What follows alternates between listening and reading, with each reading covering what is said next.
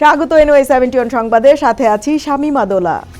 নির্বাচন যতই ঘনিয়ে আসছে ততই বাড়ছে টাকার ছড়াছড়ি। প্রশ্ন উঠছে, এই বিপুল অর্থের উৎস কি এবং খরচের সীমা আদৌ মানা হচ্ছে কিনা। নির্বাচনী ব্যয়ের সীমা নির্ধারণ করেছে নির্বাচন কমিশন ইসি। জাতীয় সংসদ নির্বাচনে ভোটার প্রতি সর্বোচ্চ 10 টাকা ব্যয়ের বিধান রয়েছে। তবে এবারের নির্বাচন একটি গুরুত্বপূর্ণ পরিবর্তন আনা হয়েছে। ত্রয়োদশ জাতীয় সংসদ নির্বাচনে একজন প্রার্থী সর্বোচ্চ 25 লাখ টাকা অথবা ভোটার প্রতি 10 টাকা, এই দুইয়ের মধ্যে যেটি বেশি সেটি ব্যয় করতে পারবেন।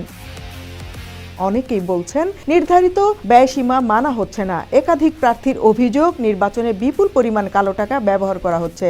এই অভিযোগের পক্ষে শক্ত প্রমাণ মিলেছে বাংলাদেশ ব্যাংকের পরিসংখ্যানে। নির্বাচনী ব্যয় মেটাতে ব্যাংক থেকে নগদ টাকা উত্তোলনের প্রবণতা হঠাৎ বেড়ে গেছে।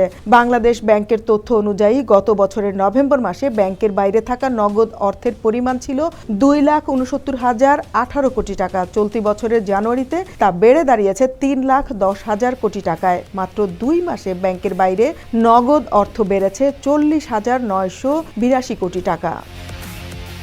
এখন এ পর্যন্তই। NY 71 এর সাথেই থাকবেন।